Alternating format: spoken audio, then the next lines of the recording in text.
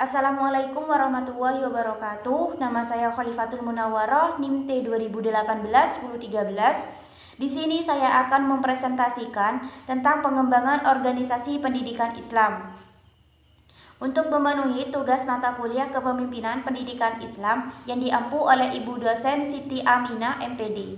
Baik, langsung saja yang pertama yaitu pengertian pengembangan organisasi menurut para ahli. Yang pertama yaitu BIKAD mengatakan bahwa pengembangan organisasi adalah usaha terencana dalam ruang lingkup organisasi secara terencana. Yang kedua yaitu Kamis dan Worley mengatakan bahwa pengembangan organisasi adalah suatu aplikasi sistem yang luas dan transfer ilmu pengetahuan tentang perilaku pada perencanaan pengembangan, peningkatan dan penguatan strategi, struktur, dan proses menuju efektivitas organisasi. Yang ketiga yaitu Lutan mengatakan bahwa pengembangan organisasi adalah kegiatan yang dilakukan dengan terencana melibatkan keseluruhan sistem dalam organisasi, didesain untuk menyelesaikan masalah dan fokus pada hubungan manusia.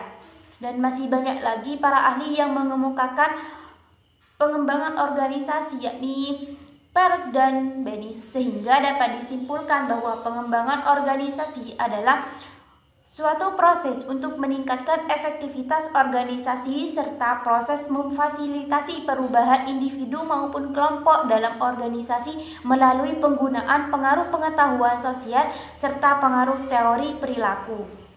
Selanjutnya yaitu pengertian pendidikan Islam. Pendidikan Islam adalah seseorang atau lembaga untuk menanamkan nilai-nilai Islam ke dalam diri seseorang atau kelompok.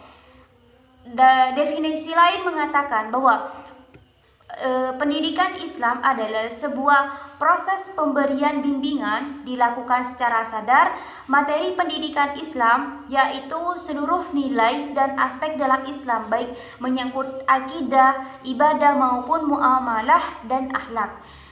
Dan pendidikan berorientasi kepada dua sasaran secara terintegrasi, yakni kehidupan di dunia dan kehidupan di akhirat.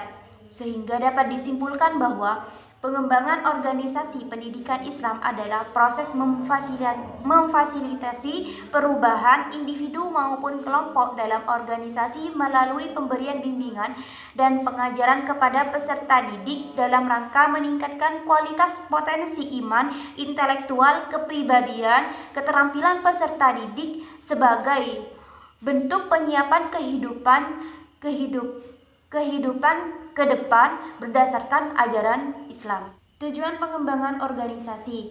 Dengan adanya pengembangan organisasi pastinya memiliki tujuan. Nah, tujuan utama pengembangan organisasi yaitu perbaikan fungsi organisasi itu sendiri. Menurut Robin, usaha-usaha pengembangan organisasi pada umumnya diarahkan pada tujuan akhir. Nah, usaha-usaha tersebut yaitu yang pertama yaitu peningkatan keefektifan organisasi, yang kedua yaitu peningkatan kepuasan anggota-anggotanya, yang ketiga yaitu meningkatkan keterbukaan komunikasi secara horizontal, vertikal, dan diagonal, yang keempat yaitu meningkatkan antusias dan kepuasan personal dalam organisasi, yang kelima yaitu menemukan solusi terhadap masalah, yang keenam yaitu meningkatkan tingkat responsibilitas diri kelompok dalam perencanaan dan penerapannya.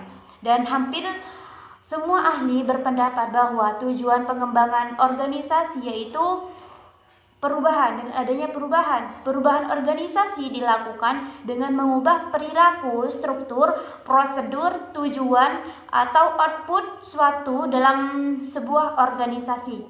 Selanjutnya yaitu langkah-langkah pengembangan organisasi. Nah, langkah-langkah pengembangan organisasi ini memiliki 7 tahapan. Yang pertama yaitu tahap diagnosa awal. Nah, tahap ini konsultan menemui manajemen puncak untuk menentukan hakikat permasalahan perusahaan untuk melakukan pendekatan pengembangan organisasi yang dianggap akan paling berhasil dan untuk menemukan adanya dukungan penuh dari manajemen. Yang kedua yaitu pengumpulan data. Survei yang dilakukan untuk menentukan suasana organisasi dan masalah-masalah perilaku.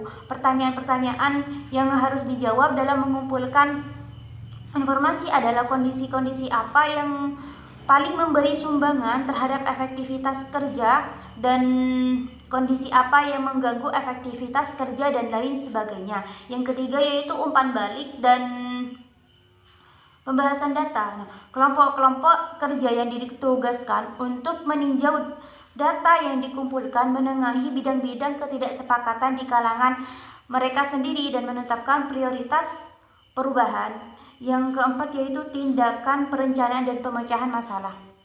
Kelompok menggunakan data untuk mengembangkan rekomendasi khusus demi perubahan. Diskusi difokuskan pada masalah yang aktual organisasi, sedangkan perencanaan harus spesifik. Yang kelima yaitu pembinaan tim, diterapkan dalam kelompok, memanfaatkan interaksi yang tinggi di kalangan anggota tim untuk meningkatkan kepercayaan dan keterbukaan. Yang keenam yaitu pengembangan antar kelompok. Yang ketujuh yaitu evaluasi dan tindak lanjut.